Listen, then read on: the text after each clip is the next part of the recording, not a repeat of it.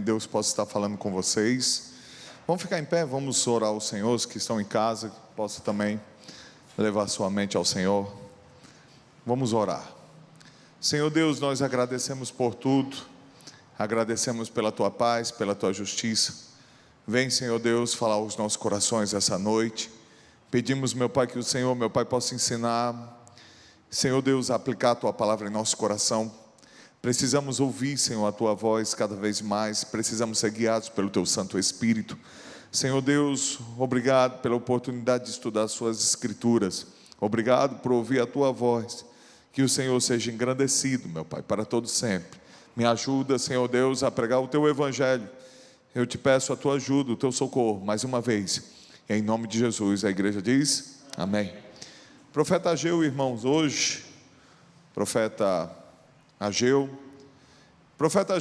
irmãos, vão abrir nas Escrituras. Quem estiver em casa pode estar acompanhando também. Esse profeta é o primeiro profeta pós-exílio. Até agora a gente viu os profetas pré-exílio, durante o exílio e agora pós-exílio. Então ele é o primeiro profeta. Desculpa aí também, lembrando mais uma vez, quem tem aí o celular e quiser acompanhar o estudo pelo que eu mandei aí no grupo, é só abrir que dá para acompanhar, tá certo? A apostilazinha que foi feita aí de pesquisa. Então, o primeiro livro do profeta, aqui, ele é um profeta que, considerado também um profeta menor, bem curtinho, só 2 capítulos, aqui a gente vai ter, e aí a gente vai dar uma estudada rápido e entender mais ou menos o pano de fundo desse profeta aqui. Então vamos ler aqui a apostila. O primeiro livro profético no tempo pós-exílio foi de Ageu, que registrado 4 discursos dirigidos aos judeus que retornaram ao exílio a Jerusalém entre agosto e dezembro de 520 a.C. Então, ele vai ter, o livro pode ser dividido em 4 profecias, em 4 discursos, certo? 4 temas, tá certo? A comunidade com 18 anos de existência estava desencorajada devido ao fracasso da colheita, à seca e à hostilidade das populações vizinhas. Então, esse livro ele está dentro daquele contexto da reconstrução, também ali depois vai vir Neemias. Quando Neemias está lá ainda na Babilônia, ainda está ali diante do rei Xerxes, né, ali naquele período. Esse período aqui é o período onde houve o decreto do rei Dário, onde houve também esse decreto, onde os judeus começaram a regressar para a sua terra aos poucos, certo? Ageu, vamos aqui, Ageu repreendeu por terem deixado o templo esmiuçado. Esse vai ser um dos principais temas, que é o descaso com o templo. O interessante é que o livro de Ageu é um apelo para a reconstrução do templo. Os judeus foram para o cativeiro da Babilônia, passaram 70 anos lá, agora estão retornando para Jerusalém, estão reconstruindo tudo, mas deixaram o templo para depois. O templo, eles deixaram a reconstrução do templo para mais tarde, estão preocupados em reconstruir as casas, estão preocupados em reconstruir a vida. Então, o que acontece aqui em Ageu, logo de cara a gente vai perceber, vai existir uma seca, um grande problema. Eles foram, gastaram tempo, investiram, né, prepararam a terra, lançaram a semente, mas não veio a chuva e veio uma grande seca. E agora o profeta Ageu ele está falando: ó, tá vendo? Vocês pecaram contra Deus, vocês deixaram as coisas de Deus em segundo lugar e priorizaram a vida de vocês. E a gente vai ver por que isso é tão sério para Deus, porque aconteceu isso. Então, eles estão passando pela pressão aí, né, dos vizinhos que estão em volta. Eu acho que aqui está dentro do contexto de Tobias, né, Samalaque, E além agora a seca, eles estão sofrendo. Então esse é o contexto do livro de Ageu. A outra coisa que a gente vai ver aqui, ele também queria restaurar a monarquia. Aí a gente vai ver 3 personagens principais no livro de Ageu, que vai ser o próprio profeta Ageu, vai ser Zorobabel e vai ser Josué. Não Josué de Moisés, Josué é outro Josué, sumo sacerdote Josué. Então teremos um profeta, Ageu, teremos um rei, ou que no caso não é rei ainda, é governante, mas é descendente de Davi, Zorobabel, e teremos aqui um sacerdote chamado Josué. Então preste atenção nesses 3 nomes.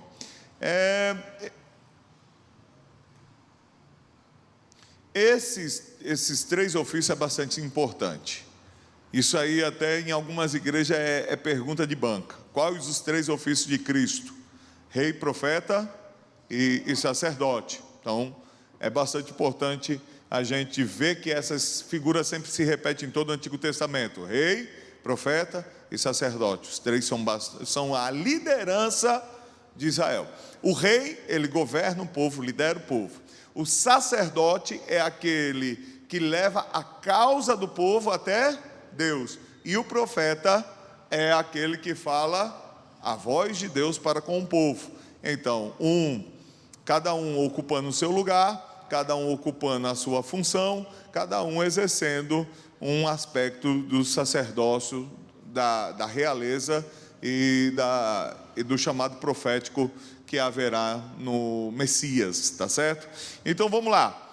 Estes são provavelmente os que foram citados no livro de Neemias, capítulo 1. Abram aí, capítulo 1, versículo 3, 4 e 5. Neemias 1, 3, 4 e 5.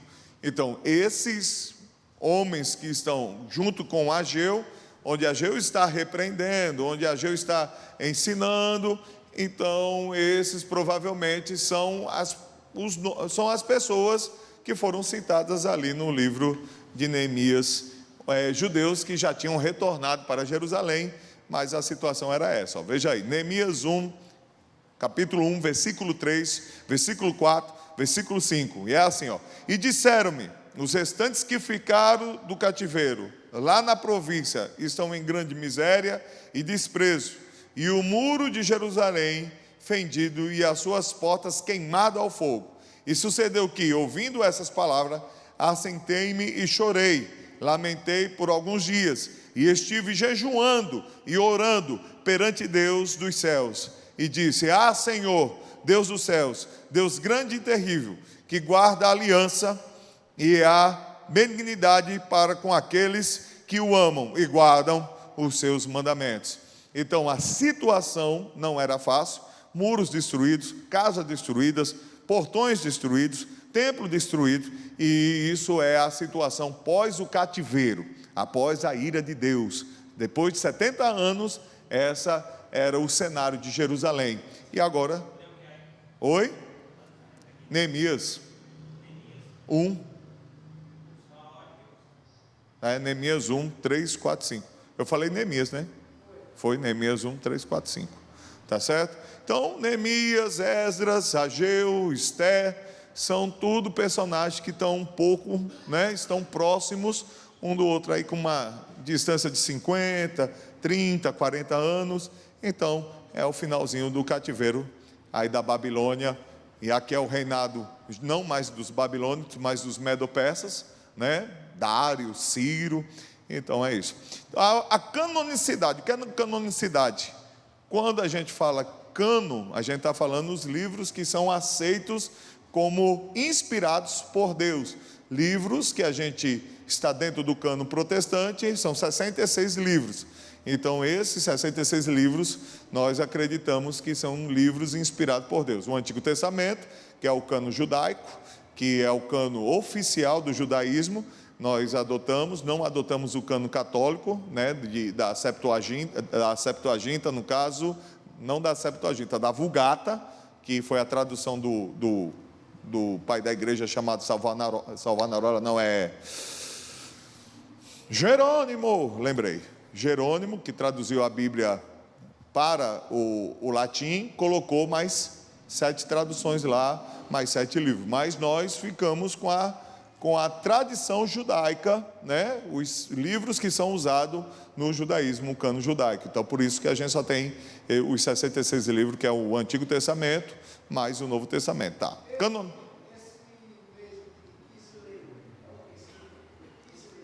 Kisleu, aí está entre dezembro e agosto, que a gente já deu uma lida. Entre agosto e dezembro. É por aí. É a data mais ou menos finalzinho do ano. Finalzinho do ano já. Esse é o primeiro livro dos 3 livros proféticos. Quais são? Pós-babilônico. Quem são os profetas pós-babilônicos? Repita comigo. Ageu, Zacarias e Malaquias. Depois do cativeiro, quem foram os profetas? Todo mundo junto? Ageu,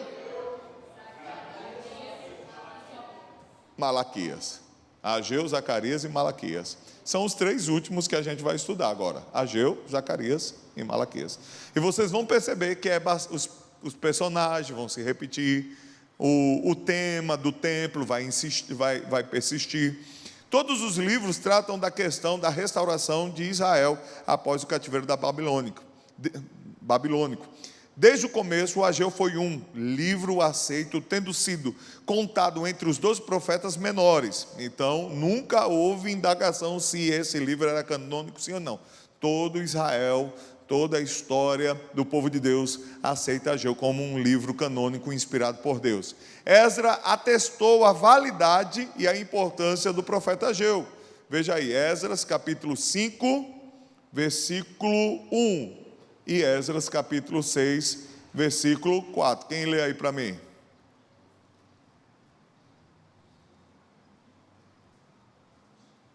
Esdras 5, 1.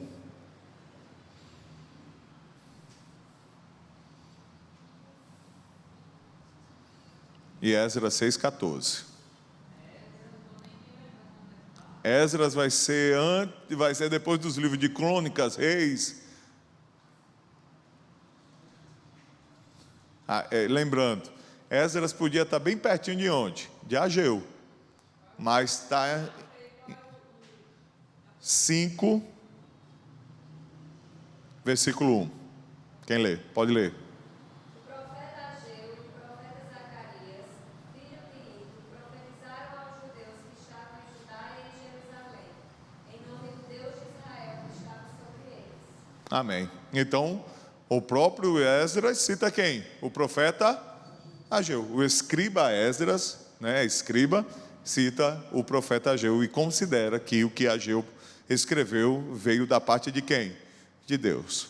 6,14 vai dizer assim, irmãos, os anciãos dos judeus iam edificando e prosperando em virtude do que?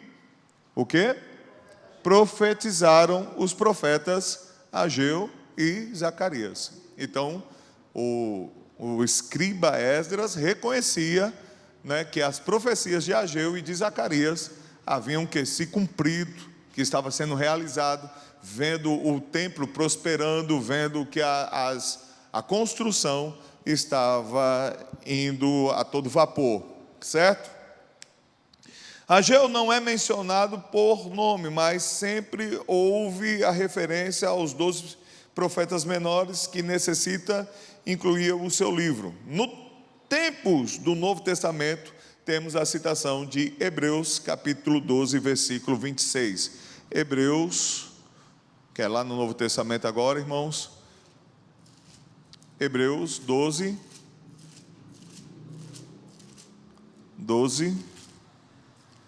26. Hebreus 12, 26 está escrito: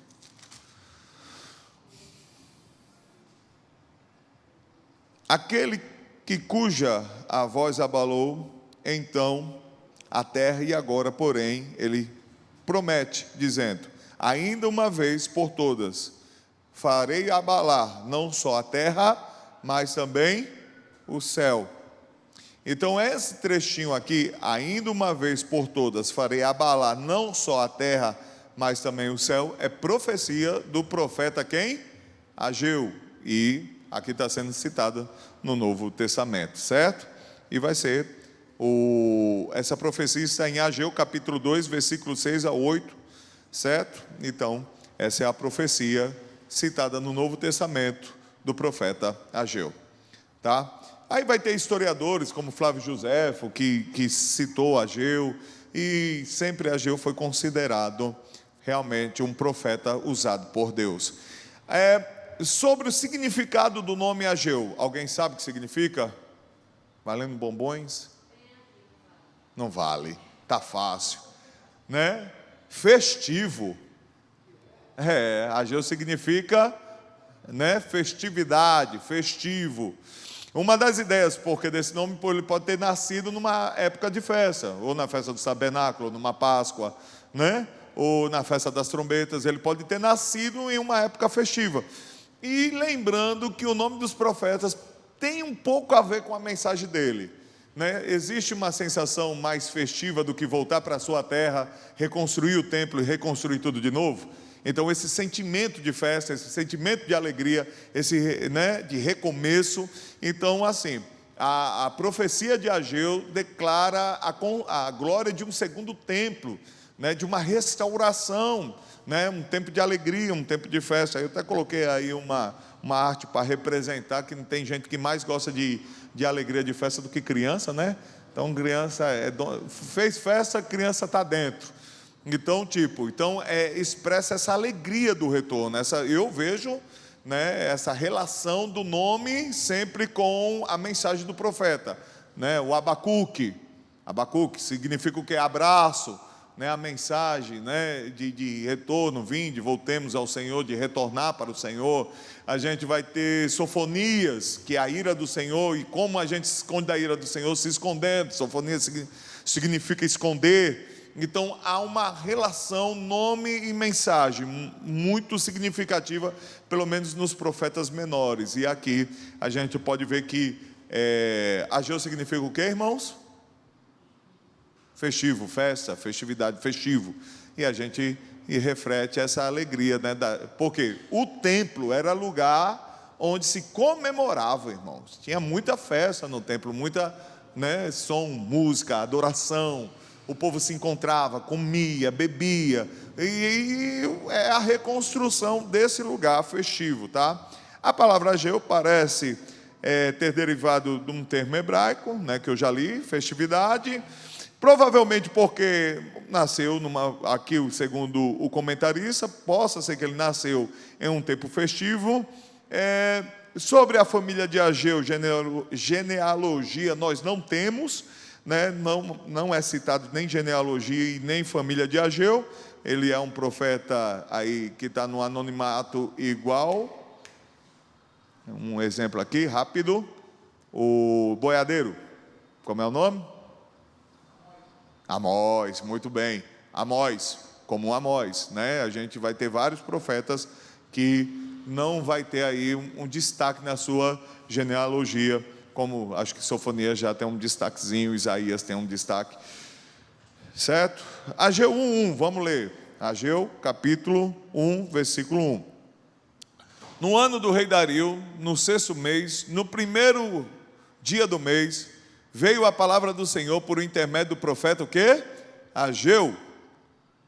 Zorobabel, filho de Salitiel, governo de Judá, e a Josué, filho de Zodac, sumo sacerdote. Interessante que aqui nós temos o nome dos 3 caras que vão carregar os ofícios de Cristo: Ageu, que significa festivo; Zorobabel, semeado na Babilônia, ou nascido na Babilônia; e Josué, que significa Yahvé salva, ou, né, mais ou menos isso.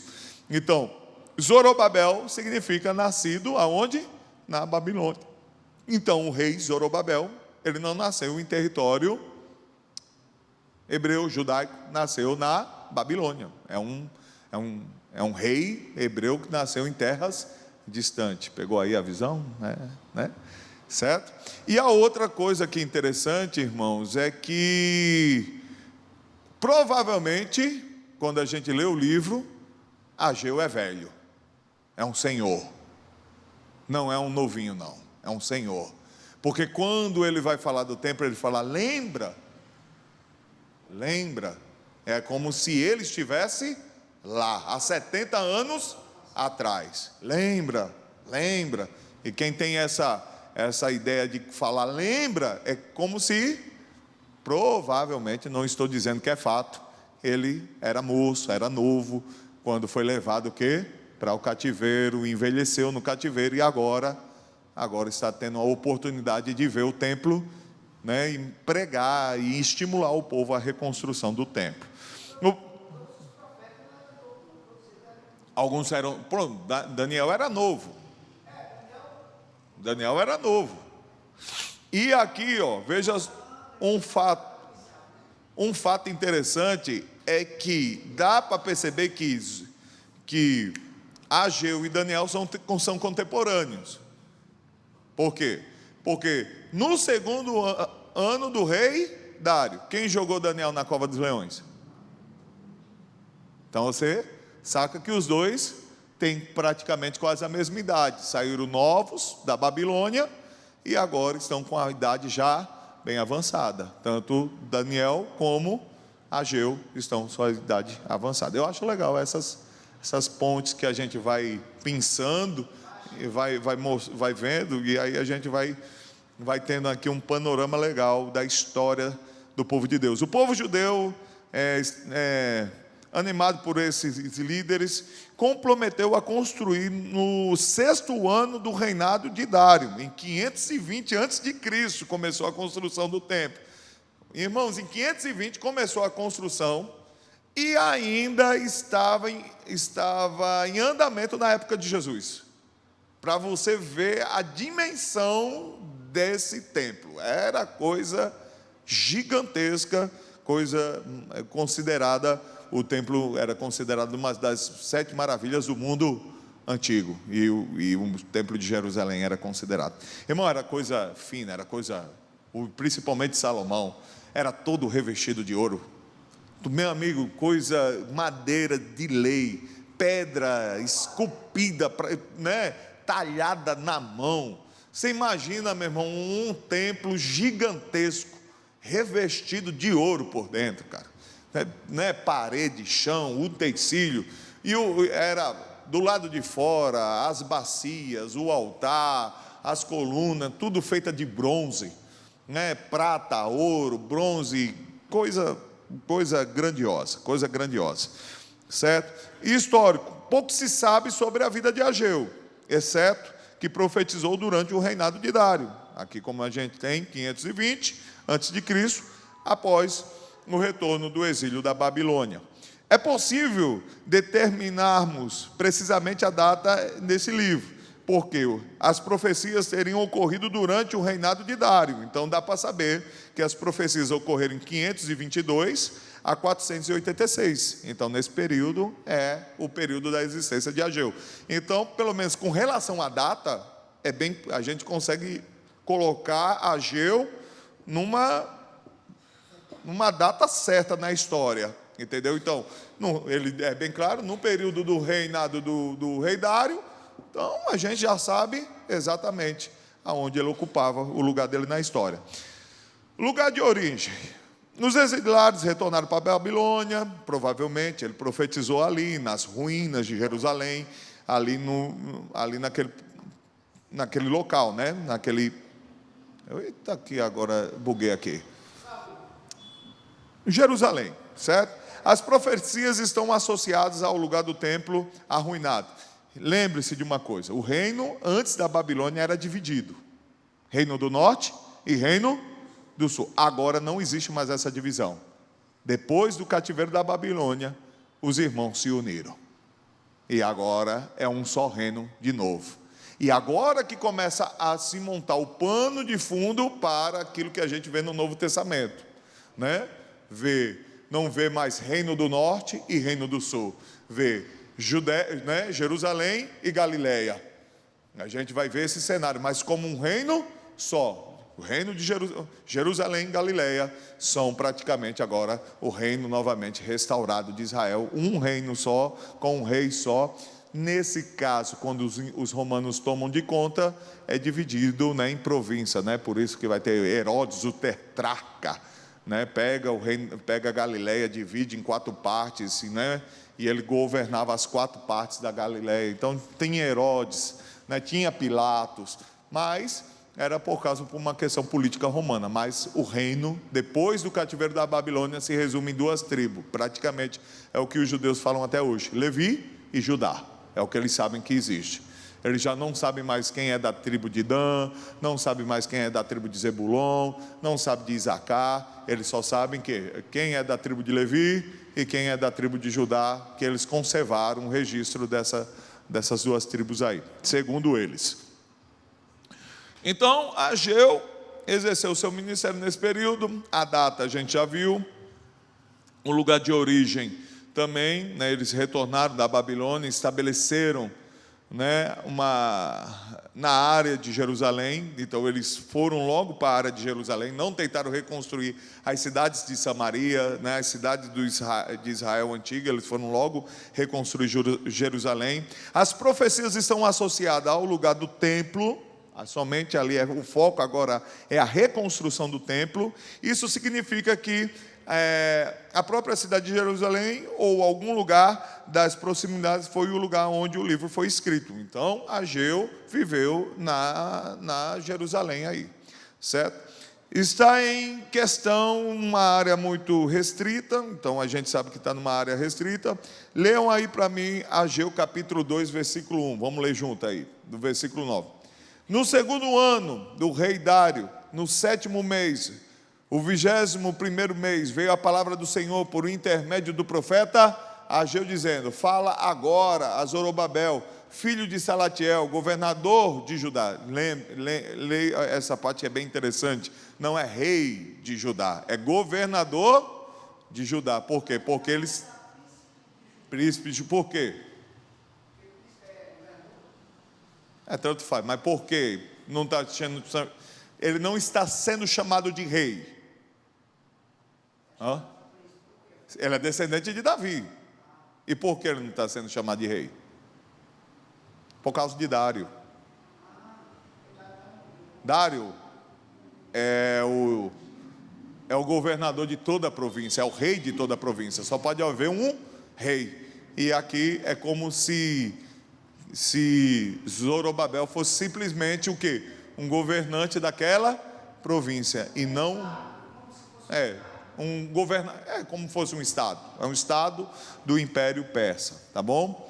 Boa associação. E aqui tem como se fosse João, né? João Azevedo, é isso, né? Então é sobre um império. Então, ainda que Israel não está livre do Império Persa, está eles retornaram para a terra, mas não estavam livres do quê? Do imperador. Não estavam livres de Dário, não estavam livres do Império Persa, ainda estavam sob o controle do império.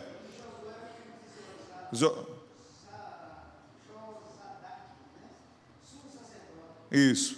E o resto do povo dizendo: quem dentre vós que tenha sobrevivido, aqui é o que eu disse, que pode apontar a ideia de que Ageu é um senhor, está aqui no versículo 3. Quem dentre vós tenha sobrevivido, contemplou essa casa em sua primeira glória. E como às vezes agora, não é ela como nada a vossos olhos? Ora, pois, ser forte, Zorobabel, diz o Senhor, ser forte, Josué, filho de Josadaque, o sumo sacerdote, e tu e todo o povo, a terra, ser forte, diz o Senhor, e trabalhai, porque eu, Senhor, sou convosco, diz o Senhor dos exércitos. Rapaz, eu vou falar um negócio para vocês. Se a gente fosse uma igreja neopentecostal, vocês achariam que eu tinha botado hoje Ageu aqui para fazer campanha para a gente arrecadar dinheiro para... Olha o pastor jogando Ageu para conversar, para a gente dar a mão e construir isso aqui tudo junto. Meu irmão, aqui a gente vê como Deus fala. Deus fala com a gente. O interessante é que aconteceu de cair livro Ageu logo depois da aprovação da reforma do templo. É como, então, irmão, você interpreta, oi, fala. Adolescente. Vazio, caiu bem em cima irmãos, isso é de arrepiar, porque a gente vê que não estamos sozinhos.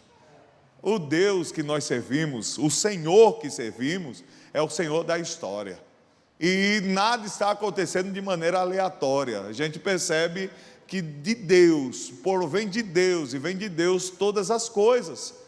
Tudo acontece segundo a permissão de quem? De Deus. Ele estabelece épocas, tempos.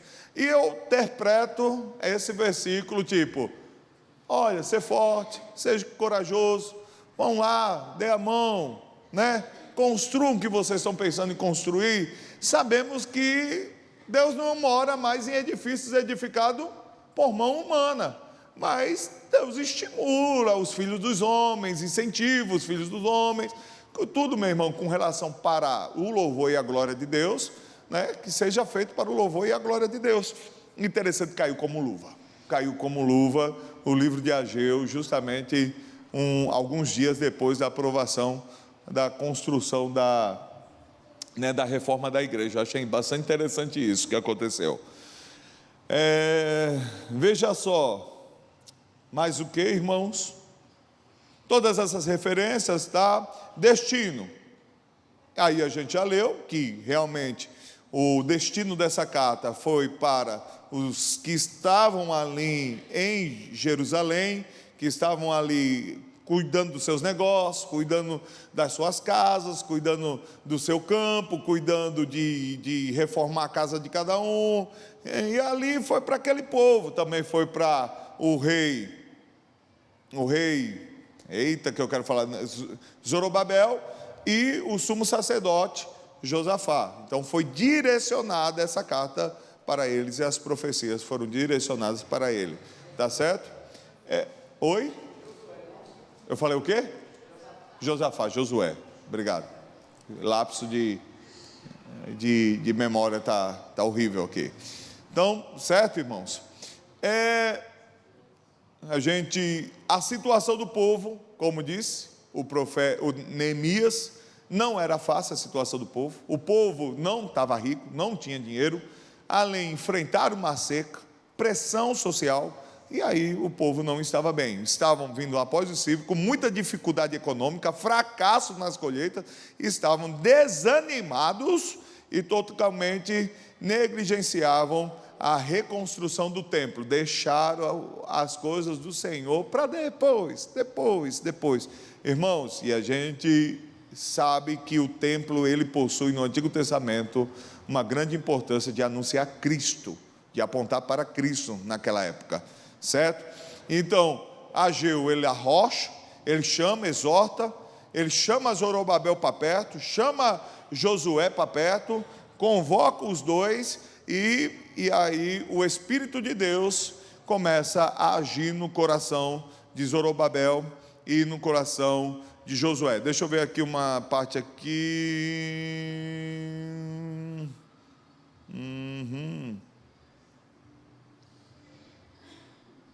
Vamos ver aqui 1:12. Veja aqui comigo. E então Zorobabel, Ageu 1:12. Então Zorobabel, filho de Salatiel, Josué, filho de Josadaque, o sumo sacerdote, e todo o resto do povo atenderam a voz de quem? Do Senhor, seu Deus, e as palavras do profeta Ageu, as quais o Senhor, seu Deus, o tinha mandado, dizendo, e o povo temeu diante do Senhor. Então Ageu, enviado do Senhor, falou ao povo segundo a mensagem do Senhor, dizendo, eu sou convosco, diz o Senhor. O Senhor despertou o espírito de quem? De Zorobabel, filho de Salatiel, governador de Judá, e o espírito de Josué, filho de Josadaque, o sumo sacerdote, e o espírito do resto do povo, e eles fizeram e se puseram ao trabalho da casa do Senhor dos Exércitos, seu Deus, ao 24º dia, no 6º mês. Se Deus não desperta, nada acontece. Pegaram a lição? Então quem despertou o coração para, o rei, o sumo sacerdote, o povo trabalharem para o Senhor, foi o próprio, foi o próprio Senhor, colocou o ânimo, despertou o coração, uniu o coração deles e deu força a eles para que eles pudessem reconstruir a casa do Senhor. Zorobabel e o Josué, o Ageu e todo o povo se uniram no Espírito. Irmãos, sem Cristo nada podemos o quê? Fazer. Quantos aqui desejam trabalhar para o Senhor? Dá um glória a Deus aí. Mas você precisa do quê? Do auxílio de quem? Do Espírito Santo, te animando, te ajudando, te fortalecendo, certo? Então,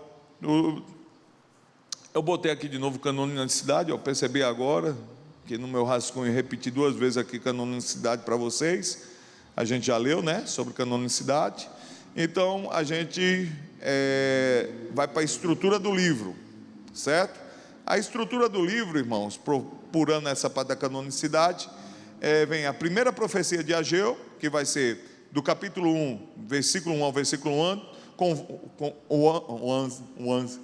11. Capítulo 1, versículo 11, convoca a reconstrução do templo, censurando o povo, né? Censurando o povo, porque o povo estava priorizando os seus negócios, as suas casas, enquanto o templo estava em ruínas, abandonado. Aí vem a segunda profecia, Ageu, capítulo 1, versículo 12 a 15, incentivava Zorobabel e Josué, destacando a importância do trabalho no templo, mas o foco era a reconstrução do templo. Terceira profecia, Ageu, capítulo 2, versículo 9, promete que a glória futura do templo superará a do templo de Salomão, falando em uma perspectiva física era impossível, pela questão financeira de Israel, pobres, né, chegando de um cativeiro, um bocado de escravo, empobrecido, como iam conseguir superar a glória do primeiro templo. Quarta profecia, exorta o sacerdote a observar a lei e enfatiza que a pureza espiritual trariam bênçãos materiais. Quinta profecia, dá uma promessa especial a Zorobabel, representando a continuidade da linhagem davídica e apontando para o Messias. Zorobabel é aquele que vai passar o bastão até chegar em José, e José adota Cristo e passa a coroa para Jesus Cristo, certo? Temas centrais, quais são os temas centrais?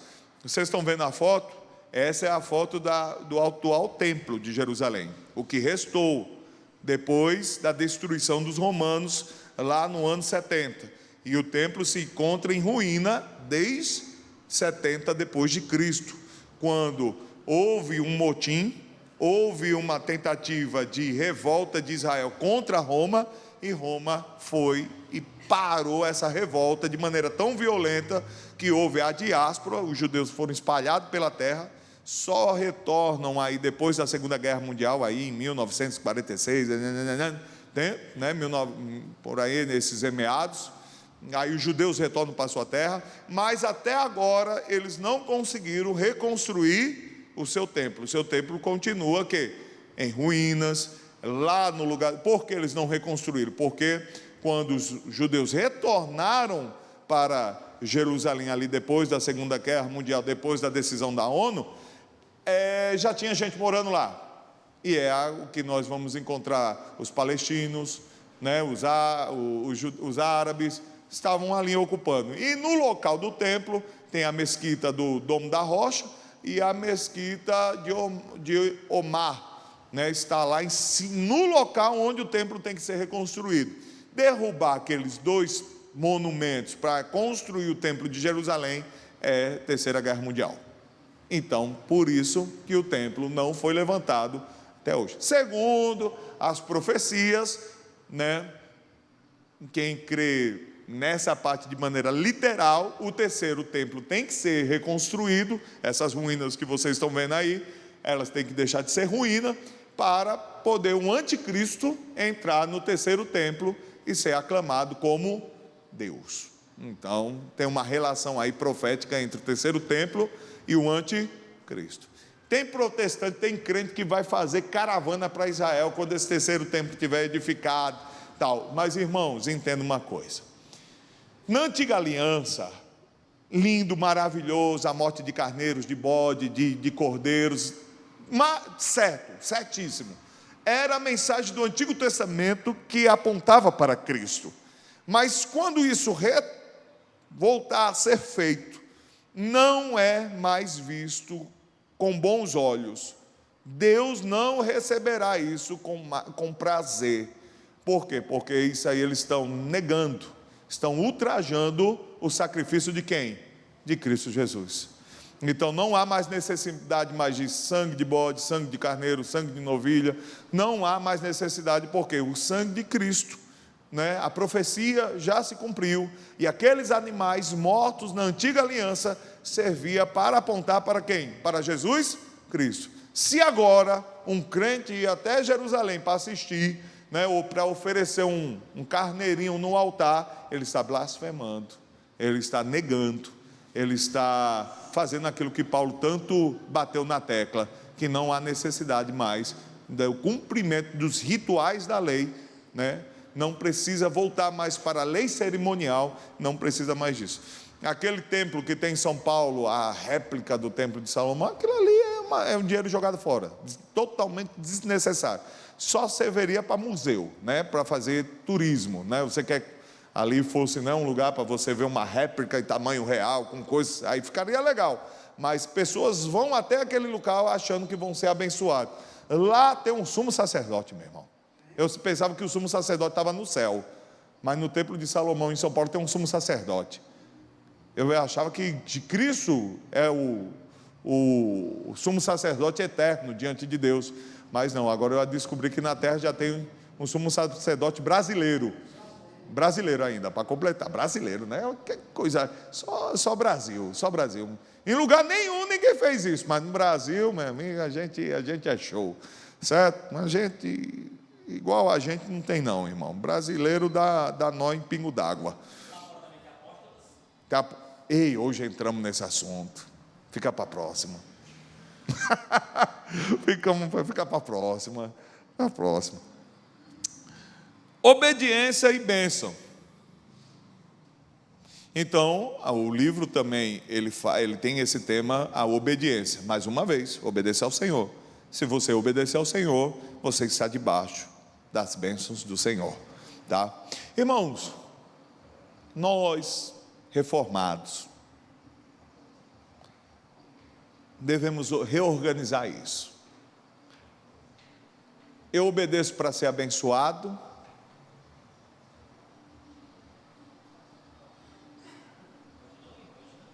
Eu obedeço para ser abençoado. Eu obedeço porque já sou abençoado. Eu estava esperando a frase. Eu obedeço porque já sou abençoado. Já sou abençoado.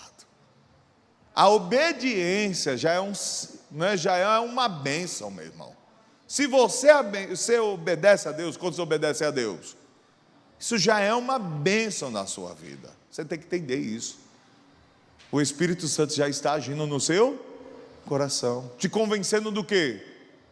Do pecado, da justiça, né? Do juízo, fazendo você temer a Deus. Então você já é abençoado, querido. Então essa ideia, não, eu preciso obedecer para ser abençoado. É lógico que os que já são nascidos de novo, vão o quê? Obedecer pelo quê? Pelo poder, pela exortação, pela ajuda de quem? Do Espírito Santo. Nada. Qual? Salvação. Tem uma história que conta assim de chegou fazendo um cara lá naquele momento da entrevista. E você foi abençoado pelo quê? Pastor, eu ganhei um carro, troquei meu carro. E você foi abençoado pelo quê? Pastor, uma casa na praia. E você foi abençoado? Eu troquei de esposa, a outra era mais chata e assim. E glorifique, igreja, amém, amém. Aí chegou e você é abençoado pelo quê? Pastor, eu entrei nessa igreja, ouvi a mensagem do Evangelho, e eu entendi que eu era pecador, e eu me arrependi dos meus pecados, e aceitei Jesus Cristo, estou falando dentro do contexto da história, como meu Salvador. Aí o pastor, sim, eu sei, mas conte a bênção. Não, pastor, essa é a bênção, mas não tem mais nenhuma outra. Não, pastor, só essa. Tá bom, muito obrigado, pode aceitar. Realmente, irmãos, tem gente que vê assim, que a salvação não é uma coisa para aplaudir de pé a igreja, porque quer ver resultados, quer ver alguns resultados. É esse discurso, irmãos, de você obedecer para ser abençoado, é onde a galera te pega. É onde a galera te pega. Pega e pega para valer, viu? Por exemplo, eu crio a campanha de 12 dias aqui. Se 12 dias você vem, 12 dias você vai ofertar, e 12 dias você vai abençoar para ser abençoado. Você não pode quebrar o quê? Os 12 dias, porque você não vai ser abençoado. Então, essa ideia de dar para receber é muito forte. Mas o Novo Testamento, ele já mostra que é ao contrário. Nós estamos oferecendo porque já somos, porque já recebemos, já fomos o quê? Abençoados. Trocaria a salvação. Aí tu foi forte. Tem gente que trocaria a salvação pelo quê? Pelas bênçãos. Essa troca. Faça que Deus vai te abençoar. Irmão, se você não consegue fazer, é porque você não é grato. Se você não consegue agradecer vou entrar num tema delicado, com dízimos e ofertas, é porque você nem reconhece que Deus, né, é o seu sustentador, que Deus te abençoou durante o mês, te deu o seu provedor, te deu um bom mês, que você não tem um coração grato. Meu irmão, está mais ligado à gratidão, a dar importância às coisas do Senhor. E a galera está errando nisso aqui, está entendendo? O templo está esquecido e eles estão cuidando da vida deles, né? O templo, depois a gente resolve a questão do templo. Mas existe uma coisa importantíssima. A primeira coisa, estou falando aqui na velha aliança, viu? Na velha aliança, a primeira coisa que eles deveriam arrumar não era casa, não era telhado, não era fazenda, não era nem lançar semente no solo. A primeira coisa que estou falando na velha aliança que eles deveriam ter feito era reconstruir o templo, porque tudo dependia do que acontecia o quê? No templo. Perdão de pecado acontecia onde? Purificação de pecado acontecia onde? Orações de manjares, ação de graça ao Senhor acontecia onde? Sem o templo, tudo que eles fazem está contaminado pelo pecado. Estão em pecado. Não tem como se reconciliarem com Deus. O templo estava destruído.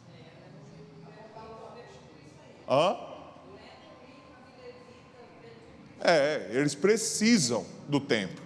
Eles precisam, né, como fala em Levítico, eles precisam de tudo isso. Eles precisam, porque o templo apontava para quem? Para Cristo. E eles precisavam dessa mensagem viva, acesa. E se voltaram para Jerusalém, a primeira coisa que eles deveriam arrumar era o tabernáculo de quem? De Deus, que significava a presença de Deus no meio do povo. Na nova aliança, aqui nós estamos, nós aqui da nova aliança, irmãos, o que precisamos? Qual é o nosso templo? O que santifica as nossas vidas?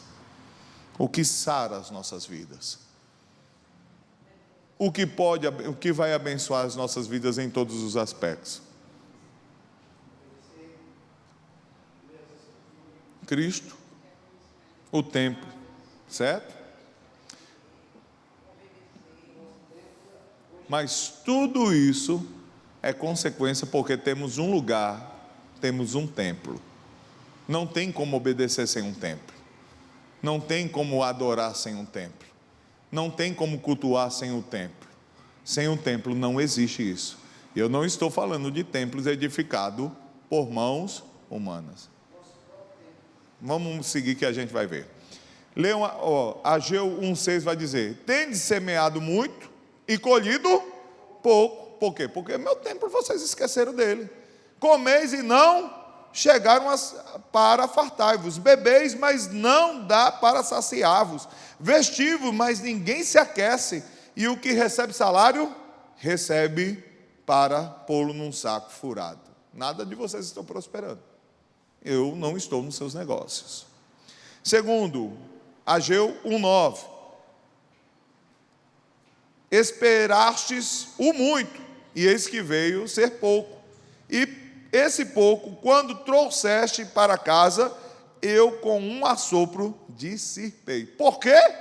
Diz o Senhor dos Exércitos: por causa da minha casa, que permanece em ruínas, ao passo que cada um de vós corre por causa da sua própria casa. Vocês estão vivendo para o seu próprio prazer, enquanto o meu evangelho, a minha casa, o meu reino, vocês estão deixando para depois.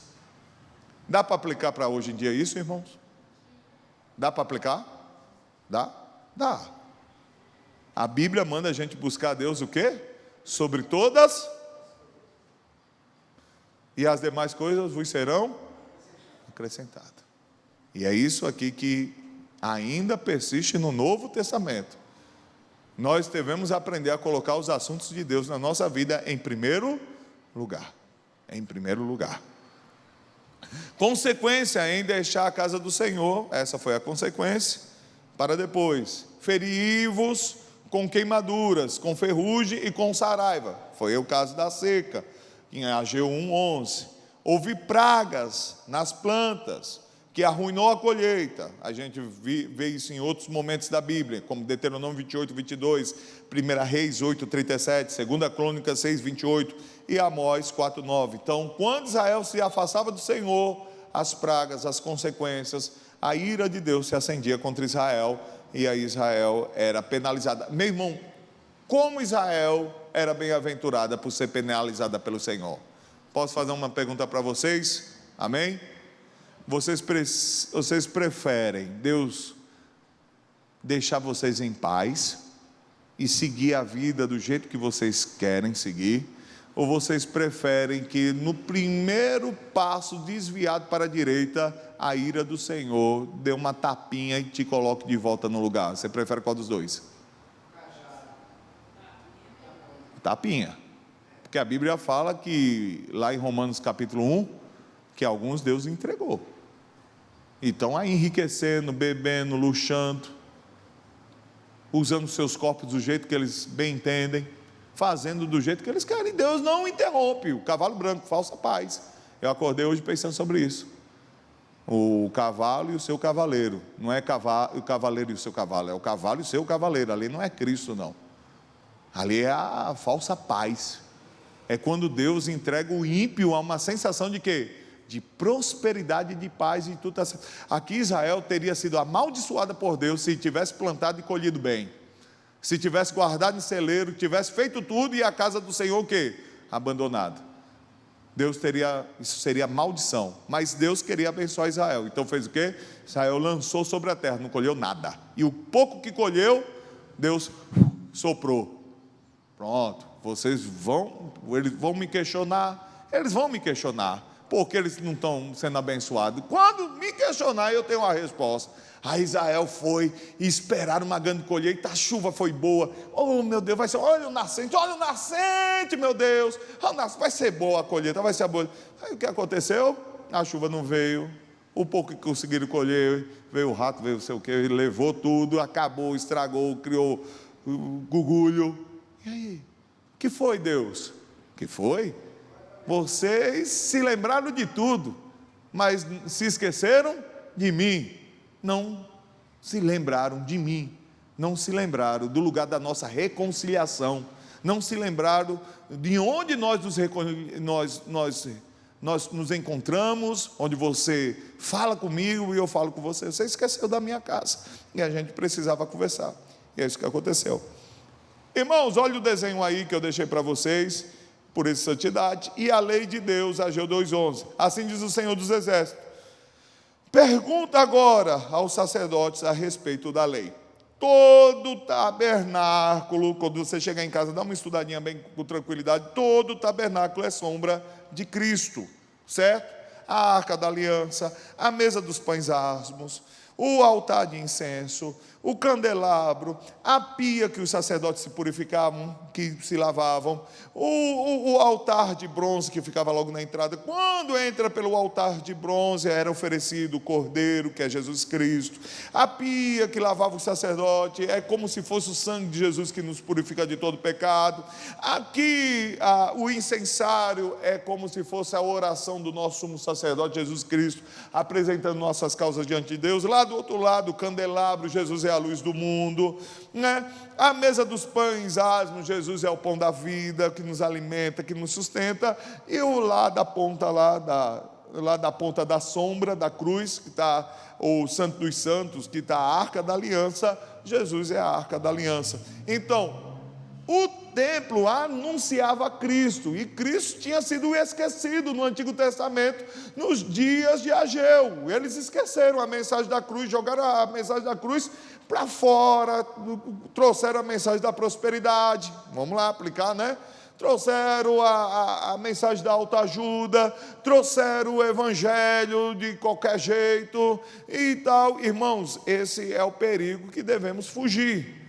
Entendeu? Então, nossos cultos, eu estava escutando Carol esses dias, ensinando homilética, muito bom. Entre lá no Instagram dela, ela tem lá uns passos para você montar um bom sermão, muito bom. Carol está mandando bem. E aí ela explicando que todo um bom sermão, inevitavelmente, ele vai apontar para Cristo. Um bom sermão. Pode pegar qualquer versículo. Ele vai... Se você fez direitinho a lição de casa, estudou bem as escrituras, usando as ferramentas certas, o final é o que? Apontar para Cristo. A gente está falando de Ageu, não está? Quase 500 anos antes de Cristo, não está? Mas vocês estão percebendo que de vez em quando o que? Ageu lança sombra para onde? Para Jesus. Lança sombra para Jesus. E edificar o templo, nos tempos de Ageu, é tão importante quanto a gente manter o quê? A mensagem cristocêntrica.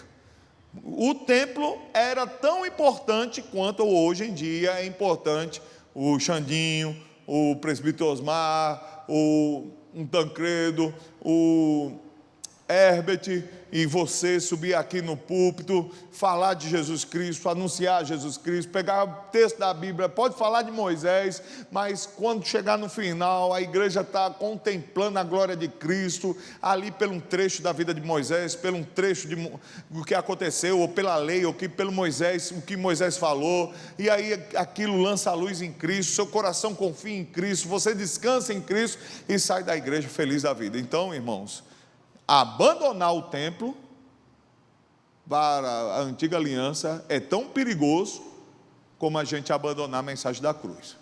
É perigoso. É perigoso. Igreja que abandona a mensagem da cruz está do jeito que o diabo gosta. Adora. Eu tinha uma ovelha que batia muito de frente comigo. E dizia: pastor, você tem que mudar, trazer umas mensagens mais, usando o termo da palavra, coach. Pastor, umas mensagens de coach aqui e ali não faz mal a ninguém, aquelas mensagens que botam a gente para frente, que a gente sai. Irmão, se a mensagem da cruz não te bota para frente, nada mais te bota não. Sinceramente, se a mensagem da cruz não faz você refletir, pensar quem você é, buscar força em Cristo, buscar alívio em Cristo, segurança em Cristo para lutar as guerras lá fora, meu irmão, eu posso trazer 1000 mensagens, né, de autoajuda aqui, que posso trazer cara bom aqui, mas é só éter, a gente joga para cima assim, e antes que caia, desaparece mesmo o som do nosso coração, e a gente só vai viver correndo atrás do vento. 2:10-19, a quarta mensagem vai falar, né, que agiu acerca da contaminação e da santificação.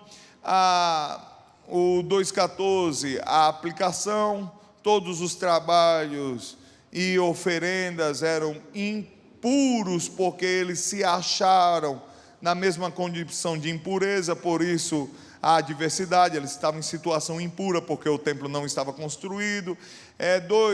Ageu 2, 15, 19, o Senhor desafia para prová-los, se eles abandonarem o mal, ele será fiel e abençoará o seu povo. A quinta mensagem, que está aí nos versículos 20 e 23 do capítulo 12, a mensagem do Senhor a Zorobabel fala sobre a vinda do julgamento e faz a ele uma promessa numa hora especial. O versículo 21 também fala que Zorobabel é da linha aqui de Davi, certo? E ele vai trazer essa ideia do Messias, do Cristo, certo? O capítulo 2, ele tem esse chamado, tá? Aqui o 23, o Senhor coloca Zorobabel num lugar de honra, né? E aponta novamente para o Messias, porque o Senhor havia escolhido, não deixou a linhagem de Davi desaparecer, como está em 2 Samuel 7 e 12, cumpre a promessa e a linhagem real continua viva em Zorobabel. Veja aí, leiam comigo, Ageu 2, 12. Se alguém leva carne, essa aqui é importante, irmão. Se alguém leva carne santa na orla de suas vestes, e ela tiver tocado no pão, ou no cozido, ou no vinho, ou no azeite, ou em qualquer outra coisa, ficará isso santificado? Deixa eu explicar para vocês. O sacerdote, ele não sacrificava no altar, não matava o cordeiro, concordam comigo? Se um pedaço daquela carne caísse e melasse a roupa dele, por exemplo, aqui a orla da roupa está melada com um pedaço de carne e sangue, certo? E onde ele passasse, aquele lugar que ele passava estava santificado? No Antigo Testamento? A resposta é qual? Aí, do profeta?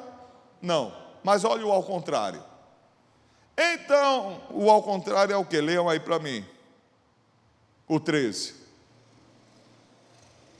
Então Ageu perguntou: se alguém que se tinha tornado impuro pelo contato com o corpo novo tocar alguma destas coisas, ficará ela imunda?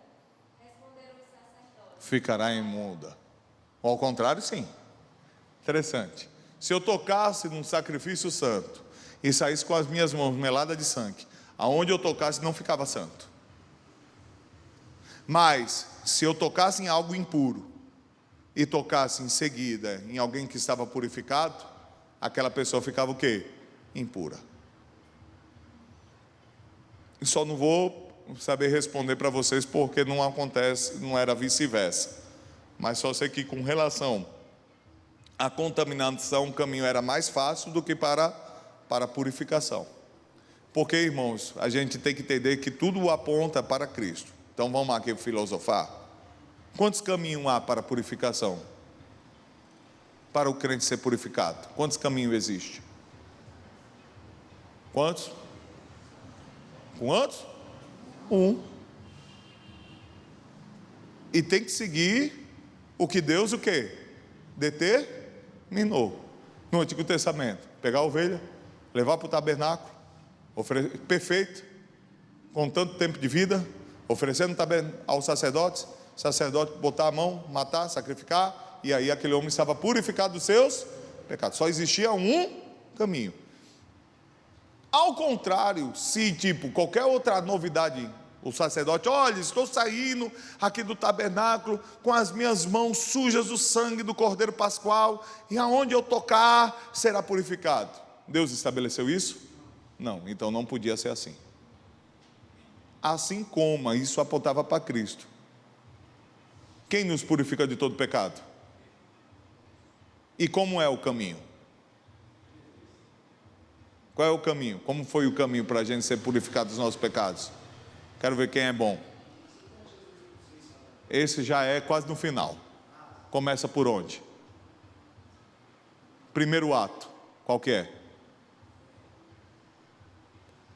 Tem medo não. Já é quase no final também.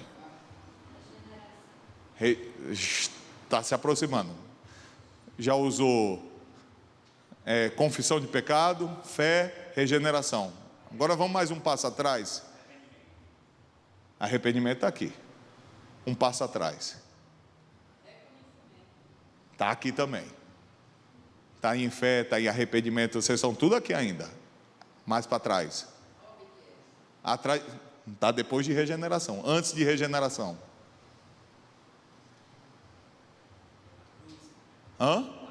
Cruz. Sem cruz não há regeneração. Sem morte não há vida. Sem o sacrifício de Cristo não há salvação. Não há arrependimento, não há regeneração, não há fé, não há nada. Antes da cruz agora há o quê?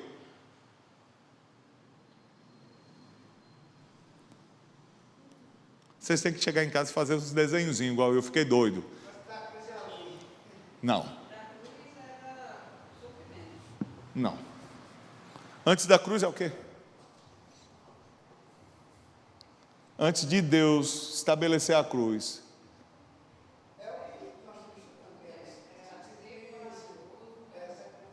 Antes da cruz.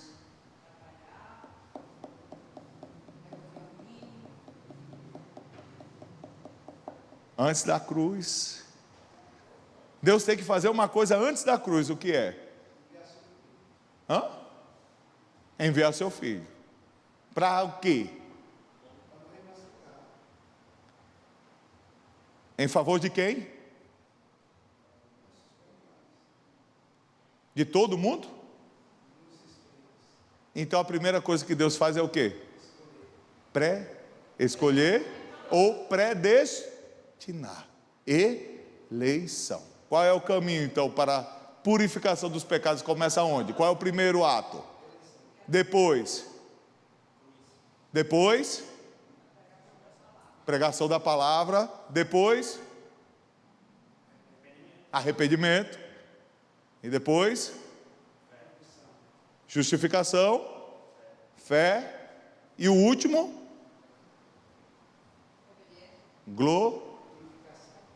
Jesus fez isso para te levar para onde? Para o céu. Para te santificar definitivamente. Vamos de novo? Que coisa linda, maravilhosa. A gente montou o Otto Salutos hoje, irmãos, pela primeira vez. Então vamos lá. Primeiro ato para a nossa santificação é qual? Qual? Predestinação. Depois? Cruz, né? Depois? Arrependimento. Não, pregação, né? Porque você tem que ouvir a mensagem. Aí vem arrependimento. Aí vem fé ou justificação, tudo junto. E depois a última é o quê? A última é o quê? Qual que é, irmãos? Voltando tudo de novo? Anotem. Existe, é verdade, Ruth. Existe uma ordem para sermos purificados definitivamente dos nossos pecados. Antes da cruz, Deus escolhe, predestinação, eleição.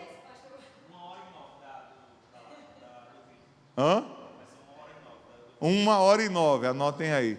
Antes de tudo, minha irmã, é predestinação. É um ato de Deus escolher aqueles que Ele quer salvar. E depois Ele envia quem? Jesus Cristo, para poder validar essa escolha de Deus, carimbar com o sangue dele. Depois, como eu vou saber que Cristo morreu por mim?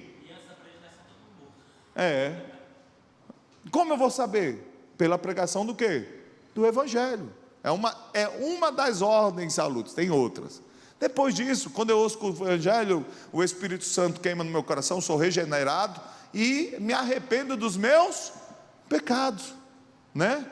Olha que eu não estou botando nem justificação aí, porque justificação aí é onde entra a questão do negócio. Mas vamos dizer, no ato que eu escuto o Evangelho, eu sou regenerado, eu vou ter fé e ser justificado. E sou justificado pela morte de Cristo na cruz. E depois que eu sou justificado, vou viver em santidade, que vocês não falaram, santificação e glorificação. só existe santidade, salvação, indo por esse caminho. Não tendo esse caminho, não há outro jeito. Por isso que aqui em Ageu, irmãos, se contaminar, você tem 1000 maneiras para se contaminar.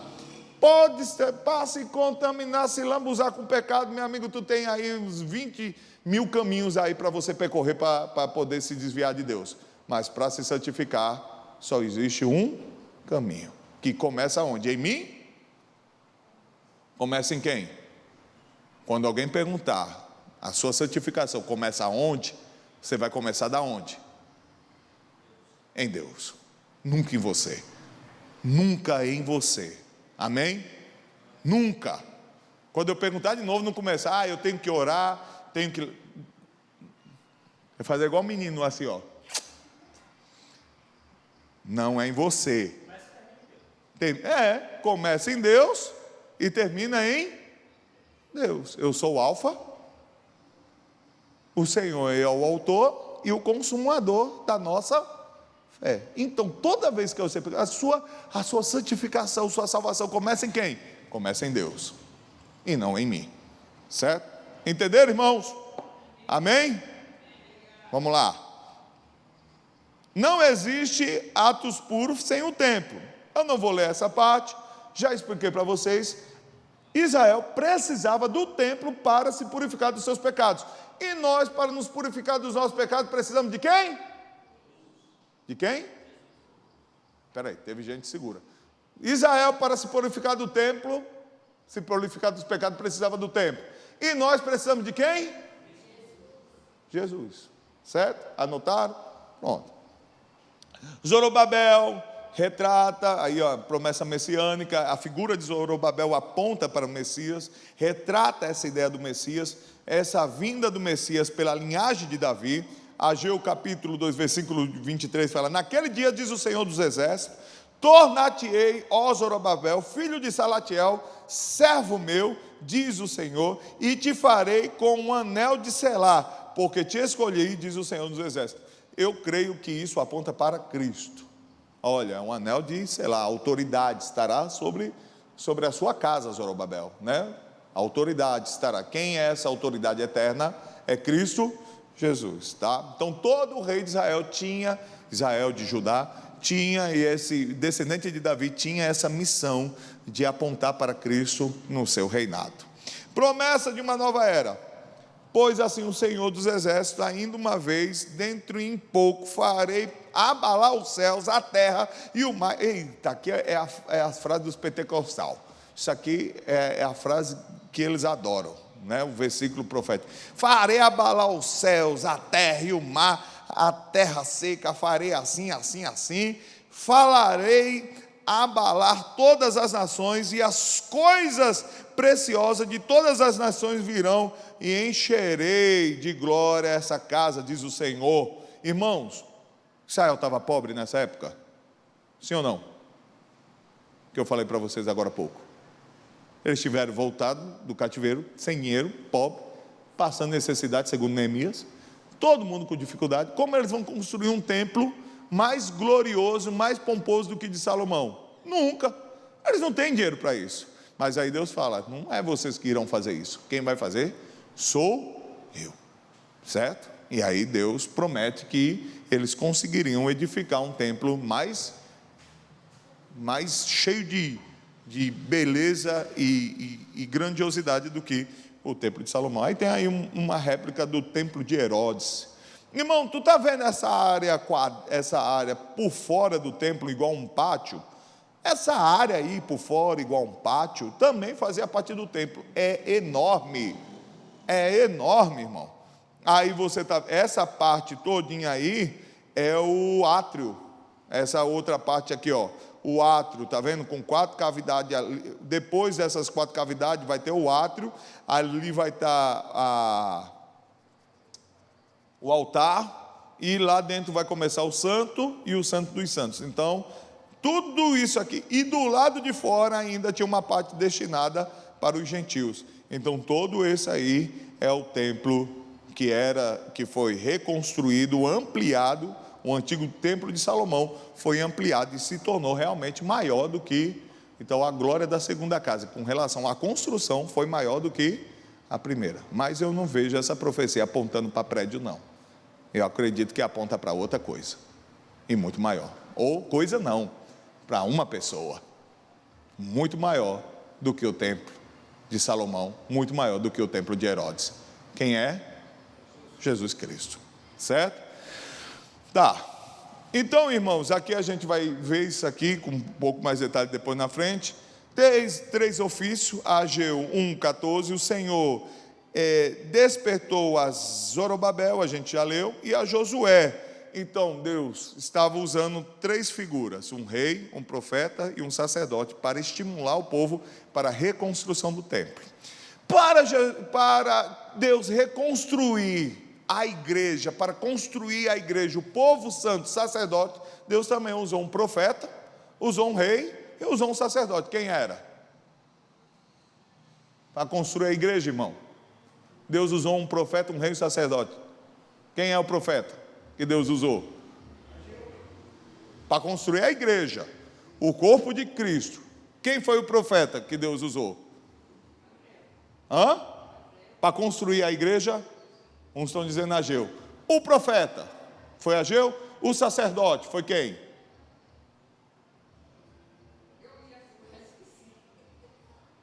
Para construir a igreja, me ajuda aí, Expedito. A igreja. Quem foi o profeta? Quem foi o sacerdote?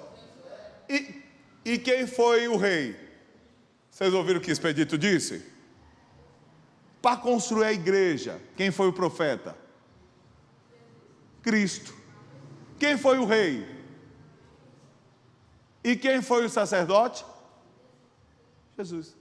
Jesus, ele é rei, porque é nascido na casa de quem? De José, descendente de Zorobabel, descendente de Davi. Jesus é profeta, vocês têm dúvida disso? Ele fala pela boca de quem? De Deus. E Jesus é o quê? Sumo sacerdote. Isso aí é uma heresia minha particular, e eu creio pela linhagem de Maria. Pela linhagem de Maria, eu creio que Jesus herda o sacerdócio levítico. Mas é uma doideira minha, porque Jesus é da linhagem segundo Melquisedeque, não tem linhagem arâmica, certo? Mas eu acho legal pensar assim, mas não precisa pensar como eu penso não, tá bom? Então Jesus é rei. Jesus é o que, irmãos? E esses três ofícios em Cristo, edificou o novo templo, que é a igreja do Senhor Jesus. Vejam, leiam aí para mim Atos capítulo 15, 16, 17. Eu tenho um tempo, estou correndo numa carreira grande aqui, parece que eu estou fugindo de alguém, mas tem meia hora ainda. Atos 15, 16, 17. Depois disso voltarei e reconstruirei o tabernáculo de Davi, que está caído. Restaurarei as suas ruínas e o tornarei a erigir, para que o restante dos homens busque ao Senhor e todos os gentios, sobre os quais foi invocado o meu nome, diz o Senhor que faz estas coisas. Está na mensagem, na pregação. E eles entendiam, que os apóstolos entendiam que essa profecia estava se referindo à igreja, a Cristo e ao novo templo, que é constituído Cristo como cabeça e a igreja como seu corpo. Então, o templo que nós vivemos agora não é mais feito de pedra, mas sim de carne e sangue. Tá certo? Zacarias 6,13. Quem lê aí? Bonito, bem bonito, de novo, bonito. E aí, pai? Zacarias 6,13. Ele mesmo edificará o templo do Senhor, e ele levará a glória. Assentar-se-á no seu trono e dominará. Será sacerdote no seu trono, e conselho de paz haverá entre ambos os ofícios. Que lindo. Ele quem? Jesus. Vai fazer o quê? Edificará o quê? O templo do Senhor. E nele haverá dois ofícios. Ele será rei e sacerdote. Então, Cristo é o que edifica a igreja, o novo templo.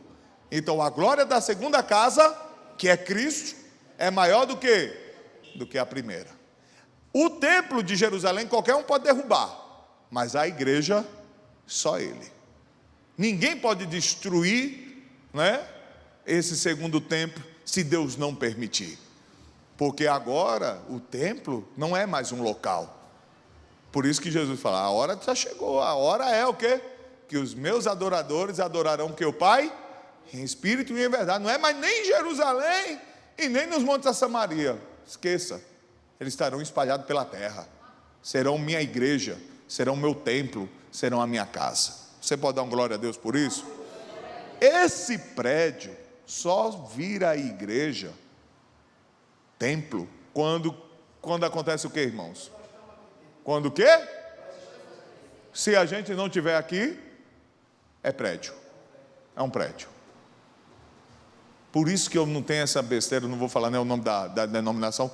Mulher não pode subir no púlpito de domingo, mas pode pregar na rua, pode pregar numa casa, pode pregar numa sala. Se a igreja se reunir numa sala e invocar o nome do Senhor, já virou culto oficial.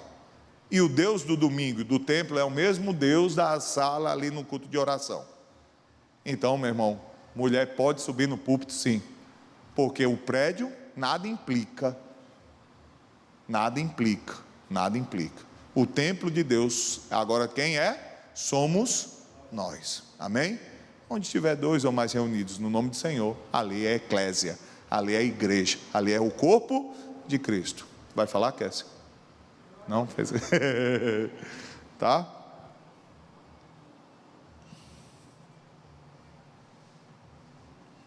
Eu gosto de ler, irmãos. Você imagina, mas ler publicamente é um...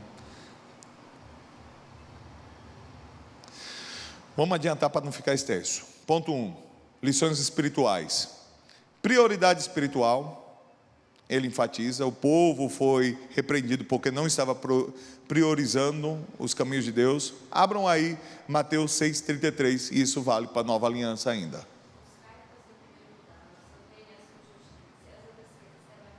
Todo mundo junto, buscai, em primeiro lugar, o reino de Deus, e as demais coisas vos serão acrescentadas.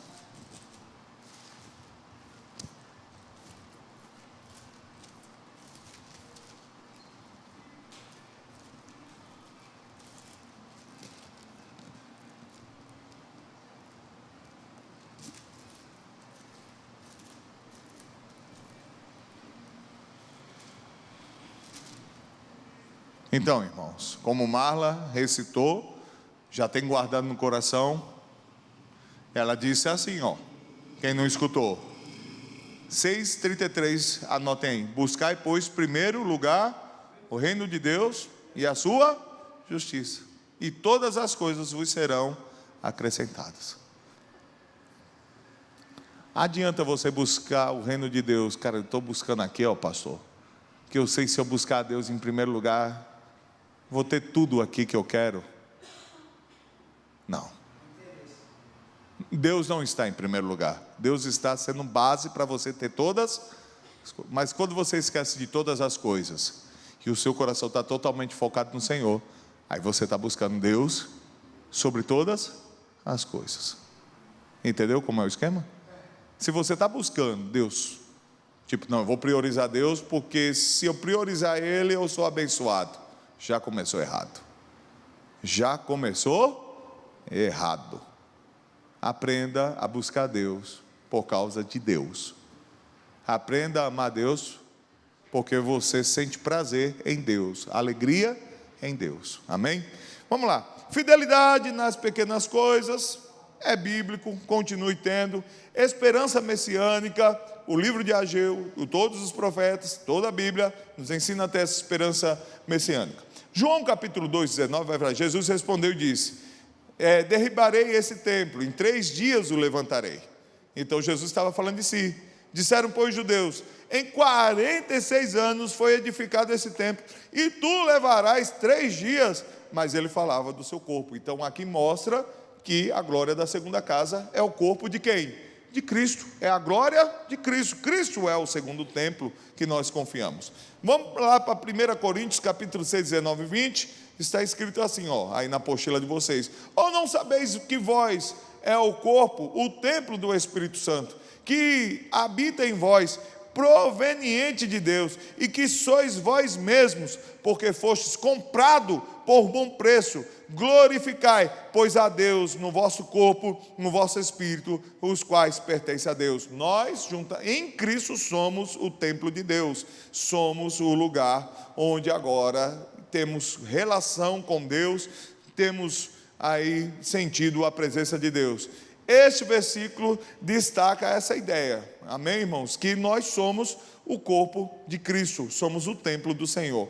1 Coríntios 3, 16 e 17: não sabeis vós que sois o templo de Deus, que o Espírito habita em vós? Se alguém destruir o templo de Deus, Deus o destruirá, porque o templo de Deus, que sois vós, é o quê? É santo. A glória isso aí é 1 Coríntios 3, 16 e 17. 1 Coríntios 3, 16 e 17. E a glória da segunda casa será maior do que da primeira. Onde está o templo do Senhor hoje? Aponta aí, me ajude. Aponta. Eu não sou templo sozinho.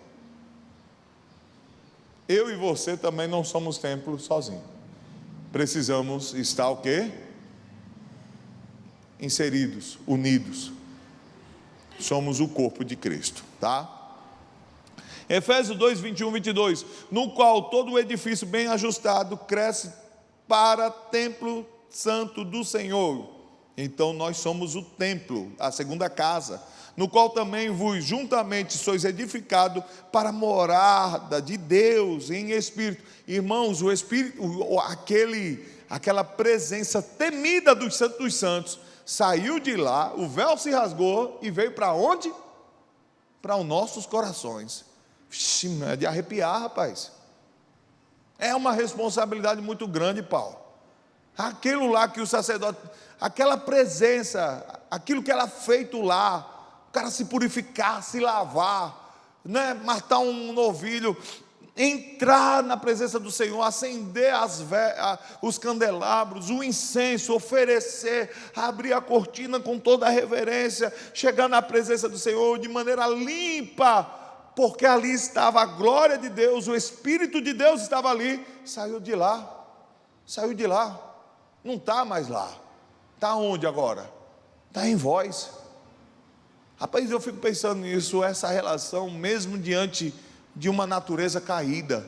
Somos templo do Senhor, unidos, sim somos, mas temos uma natureza caída, e aquela glória santa, fulminante de Deus, agora está sobre nós, está em nós, gravado em nosso coração, e Deus tabernacula no coração dos santos, do seu povo, graças ao sangue de Jesus.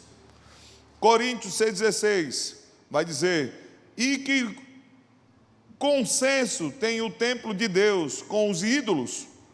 Tem, você é templo de Deus, você não pode estar vinculado aos ídolos, porque vós sois templo de Deus vivo, como Deus disse, neles habitarei, e entre eles andarei. Meu Deus, é muita responsabilidade, Jesus, é muita dádiva, é muita misericórdia que Deus tem sobre a gente. Eu serei o seu Deus, e eles serão o meu povo, diz o Senhor. Isso é muita... Irmãos, a gente não tem dimensão da seriedade disso. Eu estou falando do Deus que estava no Santo dos Santos, e alguém que não era sumo sacerdote tentasse entrar, morria. E agora, a presença desse Deus está no novo templo, e esse templo somos nós. Seu coração enche de temor diante disso? E aí a gente fica preocupado quando a gente se ira contra o irmão, quando a gente fala coisa que não deve, vê coisa que não deve, ouve coisa que não deve, e faz coisas que não deve, porque dentro de nós habita o Espírito Santo de Deus. Deus que exige santidade, Deus que exige purificação, seriedade e respeito e temor ao seu nome. Certo, irmãos? Então, eu vou deixar o restante para você estudando em casa. E você vai meditando em qualquer coisa, você pode conversar comigo. No capítulo 2, eu já fiz aqui um panorama geral. É praticamente quase uma repetição do que eu vou insistir falando quase as mesmas coisas. Tem alguns detalhes diferentes, né? A gente já entendeu que a glória da última casa é maior do que a primeira. Quantos aqui entenderam que quem é a última casa? Quem é? Jesus. Já entenderam? Já compreenderam?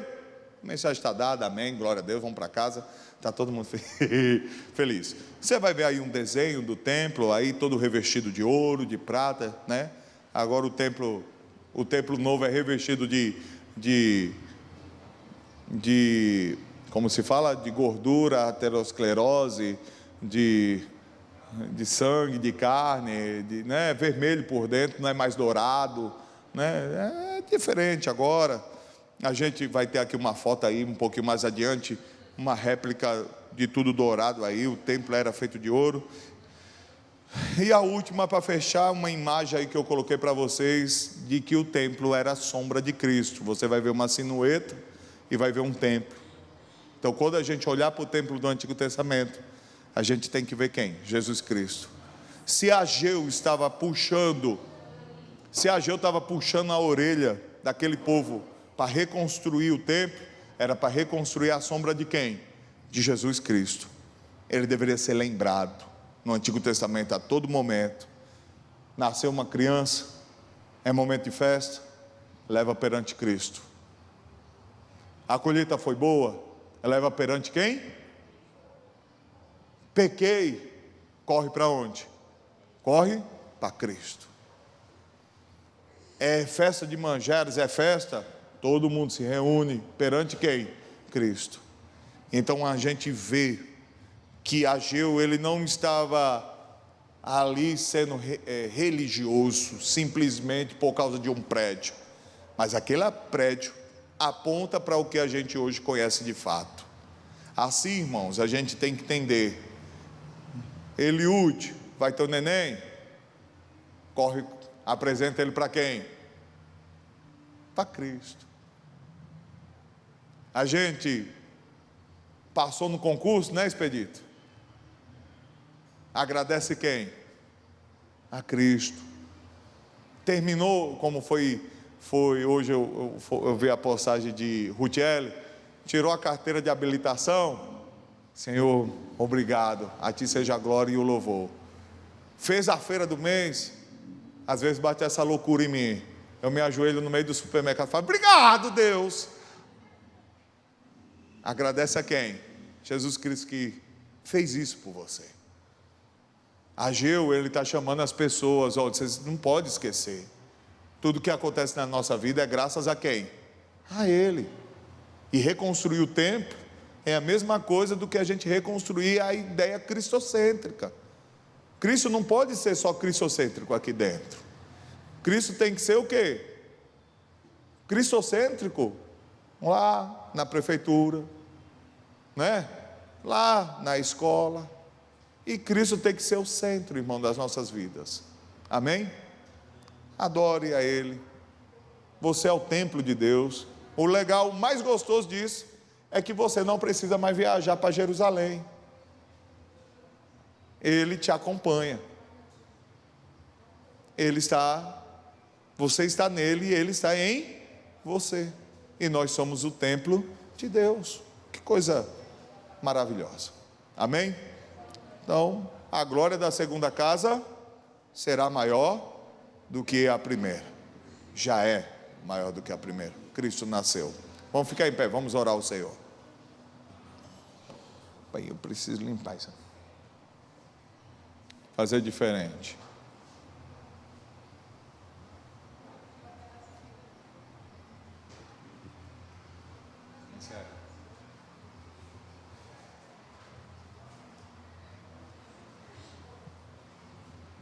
Amém, oremos.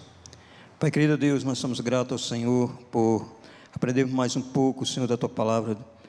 que sempre Cristo esteja em primeiro lugar em nossas vidas, que nós viemos fazer sempre lembrando do que Cristo fez por nós, para que as pessoas vejam que realmente nós servimos ao nosso Senhor Jesus Cristo, Deus. Nós te louvamos e que essa mensagem que nós aprendemos não fique só para nós, mas cada um que está aqui esteja falando para outras pessoas que irão encontrar, Deus. Que cada um de nós possamos ser usados pelo Teu Espírito Santo, que o Teu Espírito Santo vai nos lembrar de tudo que foi essencial para levar para aquelas pessoas que nós vamos encontrar, Pai Santo. Falando do Teu Filho, amado Senhor e Salvador, Jesus Cristo, Deus. Nós te louvamos e te agradecemos, em nome do Teu Filho, que vive e reina para todos sempre. A igreja diz: amém. Glória a Deus.